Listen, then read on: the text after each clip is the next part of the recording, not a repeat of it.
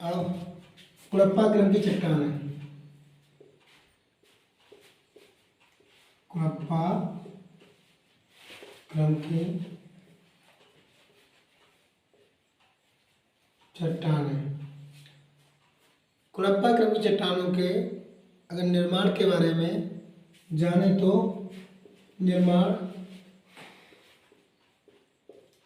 कुड़प्पा क्रम की चट्टानों का निर्माण धारवाड़ क्रम की चट्टानों के अपरदन और निक्षेपण के कारण हुआ है। धारवाड़ क्रम की चट्टानों के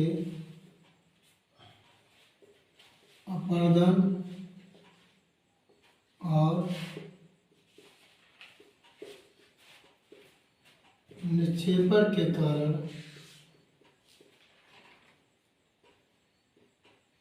हुआ है। धारवाड़ क्रम की चट्टानों के अपरदन और निक्षेपण के कारण हुआ है। धारवाड़ क्रम की चट्टानों की अपेक्षा कुड़प्पा क्रम की चट्टानों का रूपांतरण भी कम हुआ है। पॉइंट, इनका रूपांतरण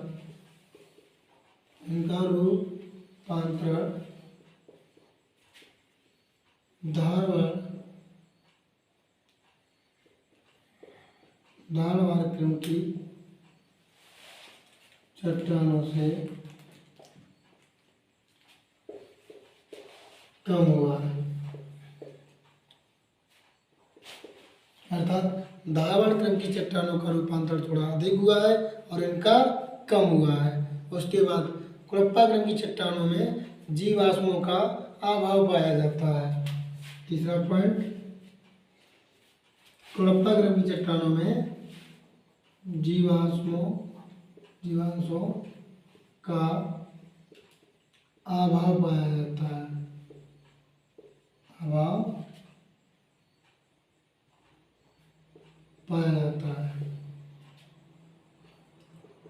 अर्थात यहाँ जीवाश्म नहीं पाए जाते हैं। उसके बाद इन चट्टानों का नामकरण आंध्र प्रदेश के कुड़प्पा नामक जिले के नाम पर हुआ है। इनका नामकरण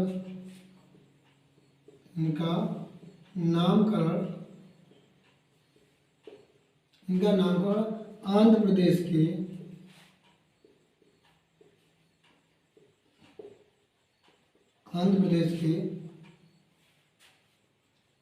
जिले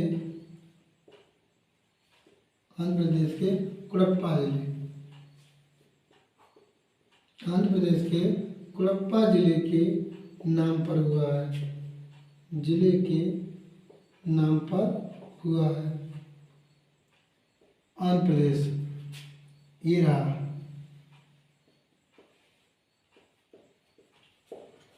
आंध्र प्रदेश, इसमें एक जिला है, जिले का नाम है कुड़प्पा।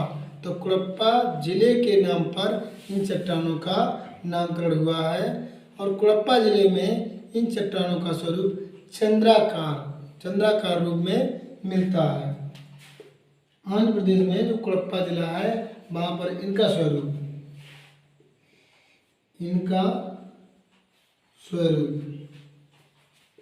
कुड़प्पा जिले में इनका स्वरूप अर्धचंद्राकार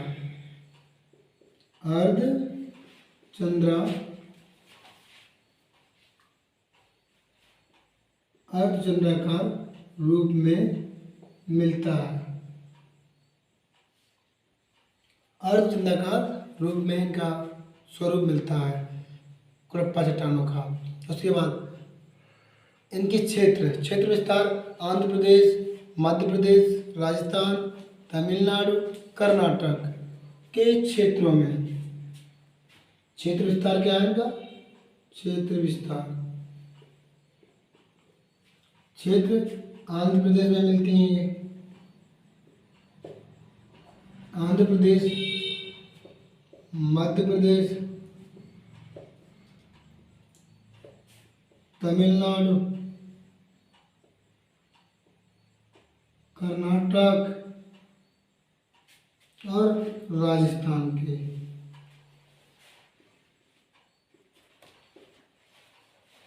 राजस्थान में अर्थात कुड़प्पा क्रम की चट्टानें धारवाड़ क्रम की चट्टानों के अपरदन के कारण निक्षेपण के कारण हुआ है। इनका रूपांतरण धारवाड़ क्रम की चट्टानों से थोड़ा कम हुआ है। जीवाश्मों का अभाव पाया जाता है इन चट्टानों में। इनका नामकरण आंध्र प्रदेश में एक जिला है कुड़प्पा, उसके नाम के आधार पर इनका नामकरण किया गया है। वहाँ पर इन चट्टानों का स्वरूप अर्धचंद्राकार के रूप में मिलता है। क्षेत्र विस्तार आंध्र प्रदेश, मध्य प्रदेश, तमिलनाडु, कर्नाटक, राजस्थान।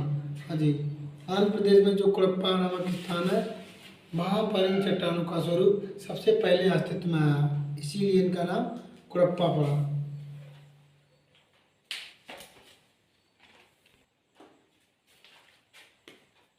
इसमें और कुछ श्रेणियाँ भी शामिल हैं।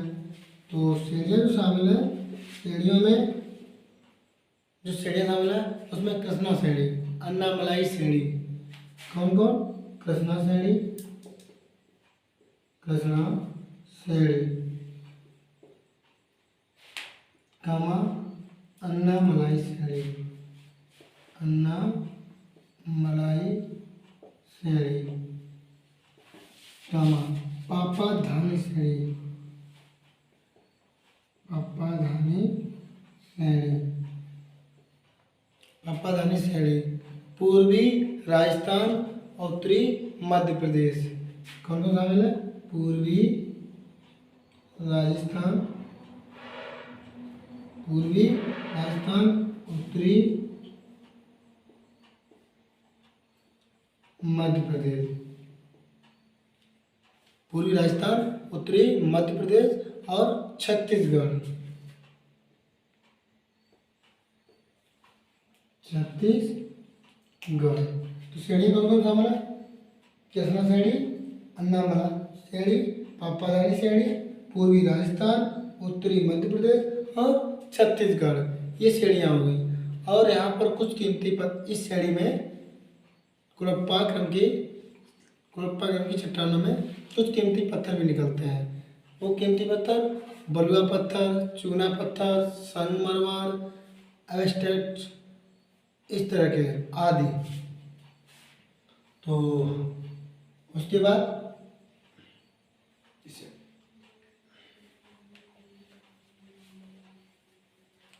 कीमती पत्थर कौन कौन से?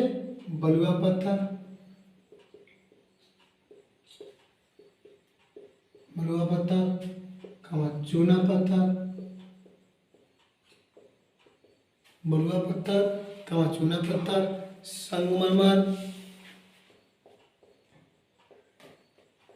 संगमरमर, एस्बेस्टस, एस्बेस्टस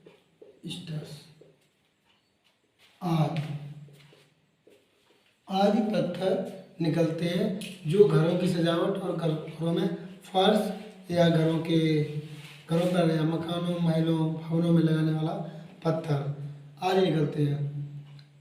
तो ये हो गया कुड़प्पा चट्टान। अब कुड़प्पा चट्टानों में कहा जाता है आंध्र प्रदेश, इसके नामकरण में आंध्र प्रदेश के कुड़प्पा जिले में इसका नाम निकला। या कुड़प्पा में आंध्र प्रदेश का जिला कुड़प्पा था, वहाँ इन चट्टानों को पहली बार अस्तित्व में देखा गया था। अर्थात कुड़प्पा जिले में सोने के प्रमाण भी मिलते हैं। कुड़प्पा जिले में नोट, ये याद रखना। वैसे तो कुड़प्पा चट्टान में सोना नहीं निकलता है, लेकिन सोने के प्रमाण भी कुछ मिले हैं कुड़प्पा जिले में। तो कुड़प्पा जिले में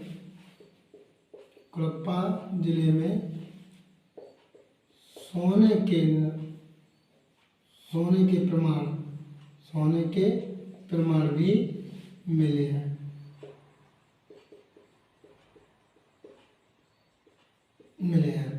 तो कुड़प्पा सीढ़ी आता कोई, और जो पत्थर कुड़प्पा सीढ़ी वाले बलुआ पत्थर, चूना पत्थर, संगमरमर और यह एस्बेस्टस, इनका उपयोग भवन निर्माण में किया जाता है, भवन सौंदर्य के लिए किया जाता है।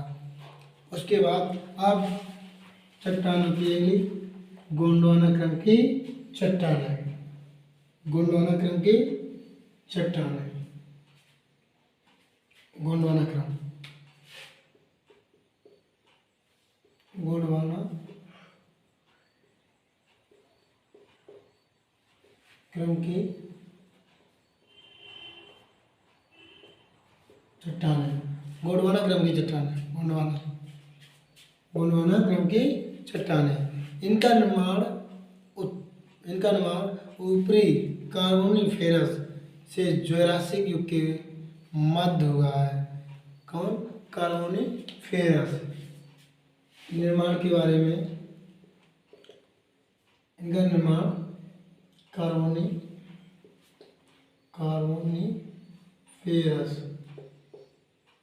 कार्बोनिफेरस युग, कार्बोनिफेरस और जुरासिक युग, जुरासिक युग, जुरासिक, जुरासिक युग के मध्य हुआ है। जुरासिक युग से तात्पर्य है कि जिस समय डायनासोरों का इस पृथ्वी पर अधिकार था, उस समय डायनासोर के अलावा और कोई प्राणी पृथ्वी पर ताकतवर, महान और भरपूर कोई जीव नहीं था। डायनासोरों का ही राज चलता था। उसी युग के मध्य में, कार्बोनिफेरस और जुरासिक युग के मध्य में इन चट्टानों का निर्माण हुआ है, गोंडवाना क्रम की चट्टानों का निर्माण। इन चट्टानों में जीवों के अवशेष प्राप्त होते हैं, क्योंकि उस समय डायनासोर थे, तो डायनासोर होने के कारण जब इसमें एस्ट्रोड की बारिश हो जाती है, एस्ट्रोडों की, ऊपर से उल्का पिंड आए और जमीन से टकराए, जिस कारण तीव्र ऊर्जा उत्पन्न होने के कारण डायनासोर विलुप्त हो गए, मारे गए। तो उसी युग में जब डायनासोर जैसे जीव मारे गए तो अवशेष, हड्डियाँ, जीवाश्म प्राप्त हुए। तो कहा जाता है गोंडवाना क्रम की चट्टानों में जीवों के अवशेष प्राप्त हुए हैं। नोट क्या है? नोट पॉइंट, इसमें जीवों के अवशेष प्राप्त हुए या मिले। गोंडवाना क्रम की चट्टानों में जीवों के अवशेष प्राप्त हुए और मिले। तो इनका विस्तार दामोदर घाटी से महानदी घाटी, राजमहल, सतपुड़ा, महादेव पहाड़ी प्रदेशों में तथा कश्मीर के दार्जिलिंग, सिक्किम तथा असम में इनका विस्तार मिलता है। तो इनका विस्तार कहाँ से? दामोदर घाटी से। क्षेत्र विस्तार कहाँ से? दामोदर घाटी से, दामोदर घाटी से महानदी घाटी तक, महानदी घाटी तक, दामोदर घाटी से महानदी घाटी, या फिर दामोदर घाटी, महानदी घाटी, दामोदर घाटी, महानदी घाटी, राजमहल, सतपुड़ा,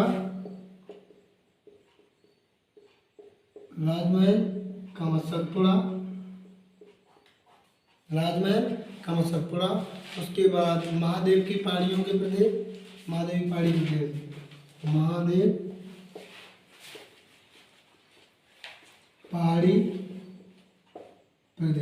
महादेव पहाड़ी प्रदेश में तथा कश्मीर के दार्जिलिंग में, और कश्मीर के दार्जिलिंग,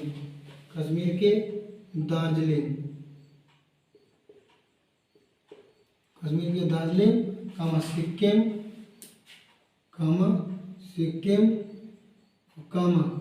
असम में मिलता है। गोंडवाना क्रम की चट्टानों का जो क्षेत्र विस्तार है वो हमें दामोदर घाटी में, महानदी घाटी में, राजमहल में, सतपुड़ा और महादेव की पहाड़ी प्रदेश में तथा कश्मीर के दार्जिलिंग और सिक्किम और असम में इनका क्षेत्र विस्तार मिलता है। इनका निर्माण नदी घाटियों में एकत्र होने वाले पदार्थों में से हुआ है। इनका निर्माण किससे हुआ? नदी घाटियों। निर्माण के बारे में पॉइंट और है, इनका निर्माण यहाँ लिख लो, इनका निर्माण नदी घाटी में एकत्र होने वाले पदार्थों से हुआ है। नदी घाटी में इनका निर्माण तो है नदी घाटी में एकत्र हुए पदार्थों से हुआ है।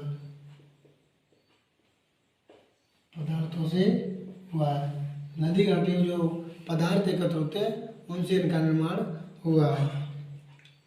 भारत का 98% कोयला इन्हीं चट्टानों में पाया जाता है। गोंडवाना क्रम की चट्टानों में जो पदार्थ पाया जाता है वो कोयला होता है। क्या होता है? कोयला। तो निकलने वाला पदार्थ कोयला जो है इन नदी घाटियों से ही पाया जाता है। नदी घाटियों से प्राप्त होने वाला कोयला 98% भारत में 98% कोयला इन्हीं घाटियों से मिलता है। इन्हीं घाटियों से प्राप्त होता है। घाटियों से प्राप्त होता है 98% कोयला। इन घाटियों से प्राप्त होने वाला कोयला 98% दूसरी क्वालिटी का सेकंड नंबर का कोयला होता है। दूसरी नंबर का कोयला होता है। जो 98% कोयला मिलता है वो दूसरे नंबर का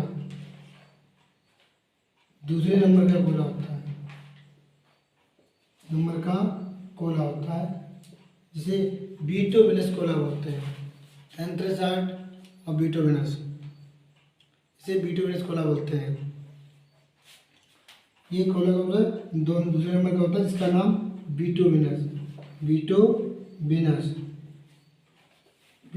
कोयला होता है। ये बिटुमिनस कोयला होता है। 2 नंबर का कोयला अगर बिटुमिनस है तो फिर 1 नंबर का कोयला कौन होता है? एंथ्रेसाइट। 1 नंबर का कोयला होता है वो एंथ्रेसाइट होता है, जो कि अपने यहाँ कारगिल के क्षेत्र में पाया जाता है। 1 नंबर का कोयला होता है एंथ्रेसाइट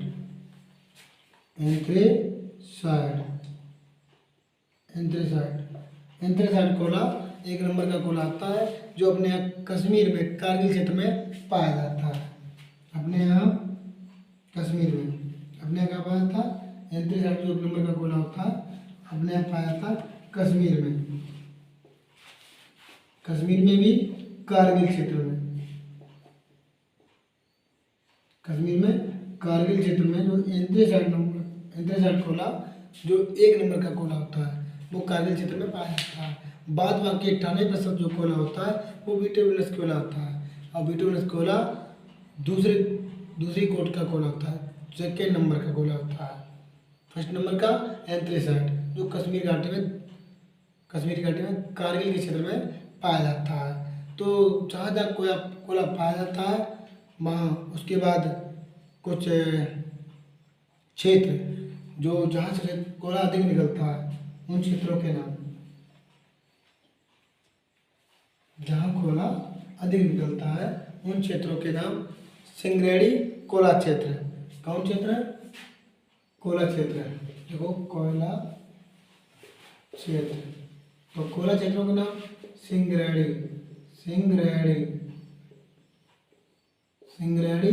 कोयला क्षेत्र। सिंगरेणी कोयला क्षेत्र आंध्र प्रदेश में मिलता है। आंध्र प्रदेश सिंगरेणी कोयला क्षेत्र कहाँ मिलता है? आंध्र प्रदेश में। तलचर कोयला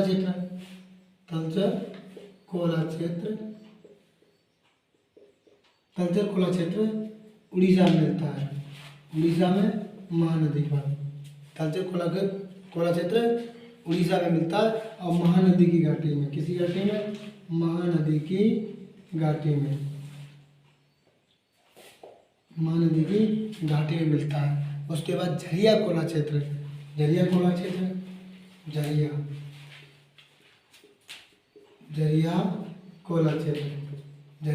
क्षेत्र आपको उड़ीसा में ही मिलता है, दामोदर नदी की घाटी में। किस नदी पर? दामोदर नदी की घाटी पर झरिया कोला क्षेत्र, सिंगरेणी कोला क्षेत्र आंध्र प्रदेश में, तलचर कोला क्षेत्र उड़ीसा में, और झरिया कोला क्षेत्र उड़ीसा में दामोदर नदी पर, तलचर महानदी पर। उसके बाद गोंडवाना क्रम की चट्टानों में कुछ अन्य पदार्थ भी पाए जाते हैं, अन्य चीज़ें भी मिलती हैं। वो अन्य चीज़ें हैं बलुआ पत्थर, चीका मिट्टी और लिग्नाइट भी मिलता है। अन्य चीज़ें गोंडवाना क्रम की चट्टानों में कुछ अन्य चीज़ें प्राप्त होती हैं। वो अन्य क्या क्या है? बलुआ पत्थर भी मिलता है। यहाँ क्या निकलता है इसमें? बलुआ पत्थर और बलुआ पत्थर और चीका मिट्टी, साथ ही साथ लिग्नाइट। बलुआ पत्थर, चीका मिट्टी, चीका मिट्टी और लिग्नाइट।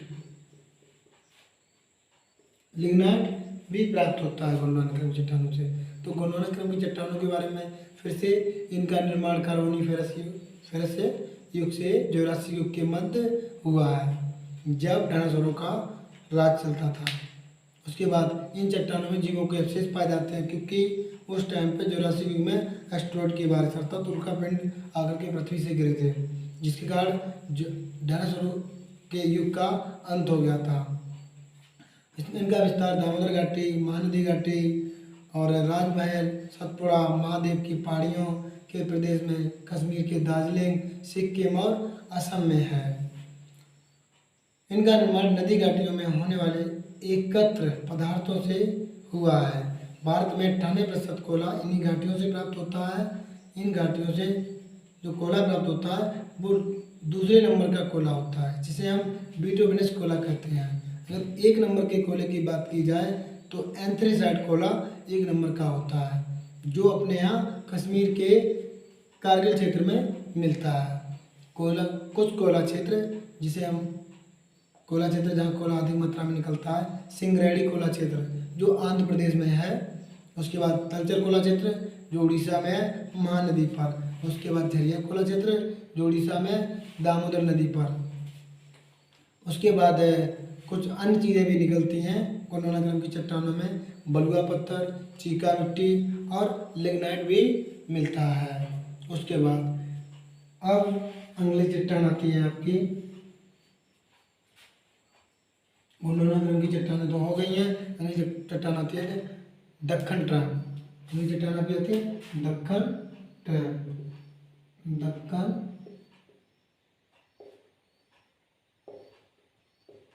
Trap, Deccan trap. अब दक्कन ट्रैप क्रिटेशियस युग के अंत में दक्कन ट्रैप का निर्माण हुआ है। दक्कन ट्रैप का निर्माण क्रिटेशियस युग में हुआ है। उसका कारण यह है कि जब भारत अफ्रीका से अलग हो रहा था, उस टाइम में नीचे से लावा आकर के भारत के इस क्षेत्र में जम गया था। लावा निकल के यहाँ जम गया था, ठीक है ना। जब लावा जमा, उस लावा से अपर्दन के बाद सीढ़ीदार मिट्टी का निर्माण हुआ, ठीक है ना। तो बेसाल्ट सीढ़ी व चट्टानों का निर्माण भी या भूख आकृत भी कह सकते हैं। तो दक्कन ट्रैप का निर्माण, अगर दक्कन ट्रैप का निर्माण करेंगे तो किस युग में बोलेंगे? निर्माण में दक्कन ट्रैप के निर्माण के बारे में क्रिटेशियस युग, क्या बोलेंगे? क्रिटेशियस युग, क्रिटेशियस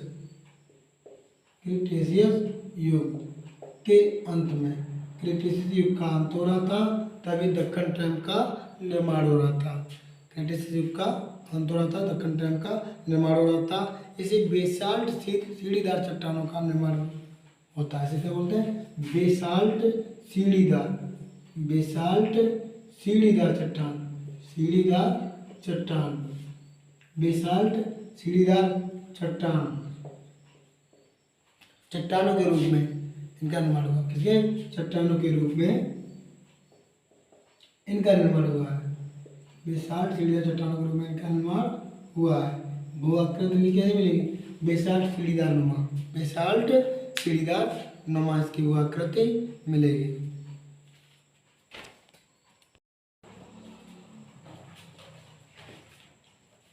दक्कन ट्रैप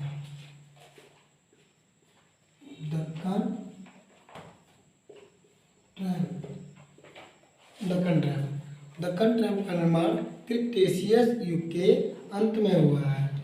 क्रिटेशियस युग निर्माण लिखो, निर्माण क्रिटेशियस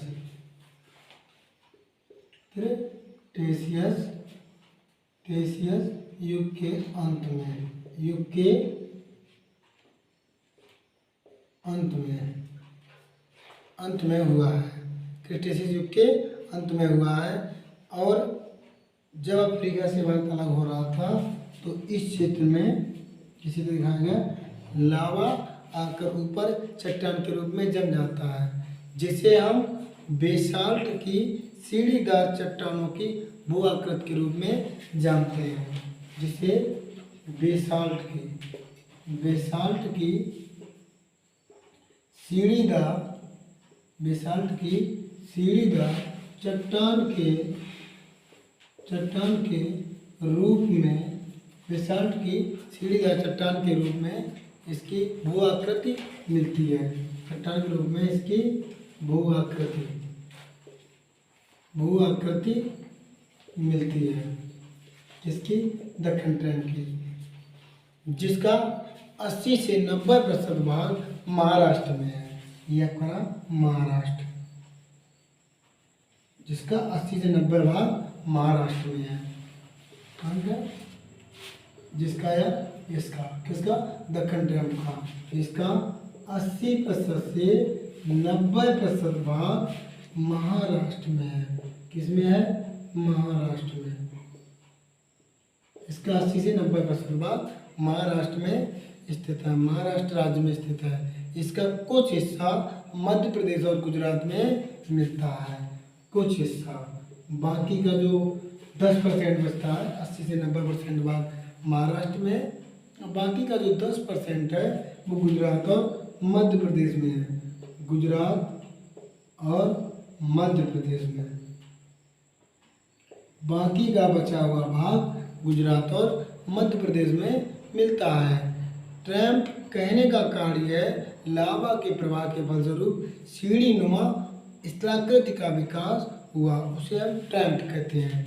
ट्रैम्प कहने का कार्य, इसे ट्रैम्प क्यों कहते हैं, क्या इसे ट्रैम्प क्यों कहते हैं, क्योंकि लावा के प्रवाह के कारण, लावा के प्रवाह के फलस्वरूप या कारण, लावा के प्रवाह के फलस्वरूप या कारण, लावा के प्रवाह के फलस्वरूप या कारण इसका सीढ़ीदार नुमा स्थलाकृत के रूप में विकास होना। इसका सीढ़ीदार नुमा, इसका सीढ़ीदार नुमा स्थलाकृत का निर्माण होना। क्यों, कि इसका जो निर्माण हुआ है वो सीढ़ीदार नुमा, जैसे इस तरह ये रहा, उसके बाद इस तरह सीढ़ीदार नुमा स्थलाकृत के रूप में निर्माण होना, या फिर ऐसे, ठीक है ना। देखो सीढ़ीदार नुमा है, इस सीढ़ीदार नुमा स्थलाकृत का निर्माण होना, इसी कारण इसे हम ट्रैम्प कहते हैं। क्या कहते हैं, ट्रैम्प।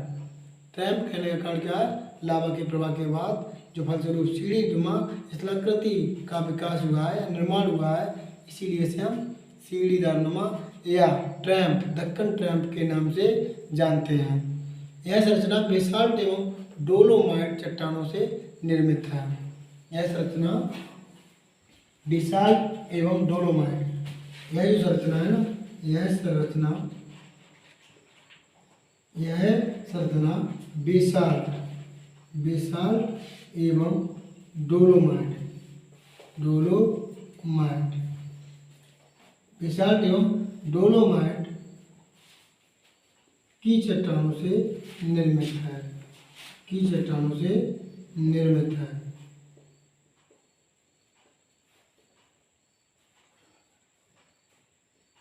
की चट्टानों से निर्मित है, किससे, बेसाल्ट और डोलोमाइट। बेसाल्ट की चट्टानें होती हैं वो काफ़ी कठोर होती हैं, इसके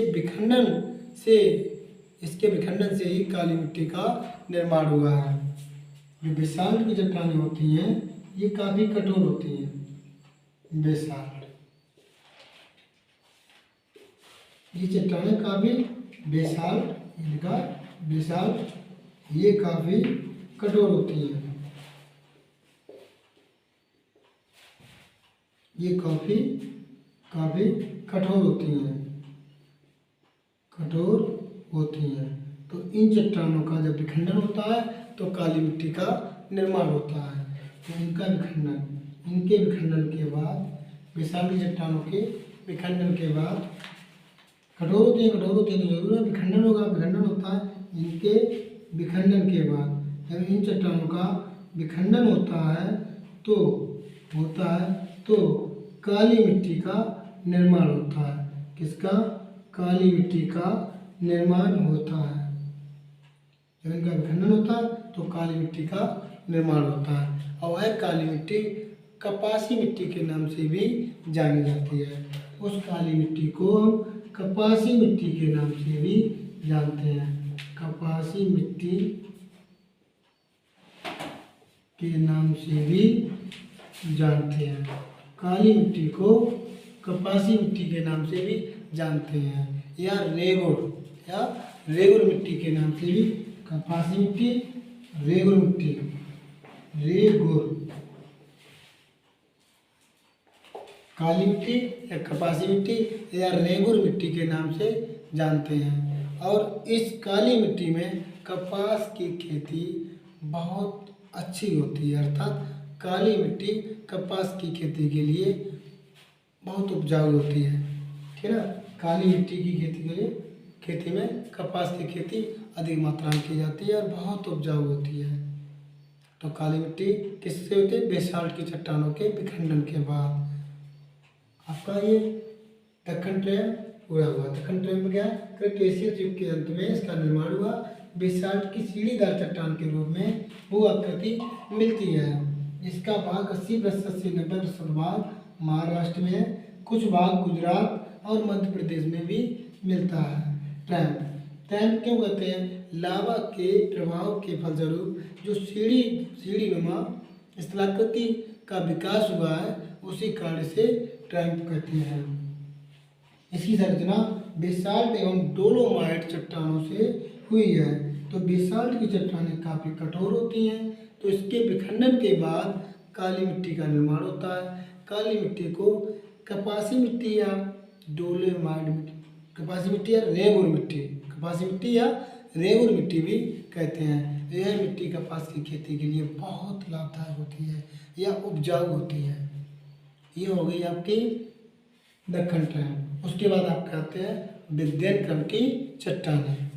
विध्यन क्रम की चट्टानें, विध्यन क्रम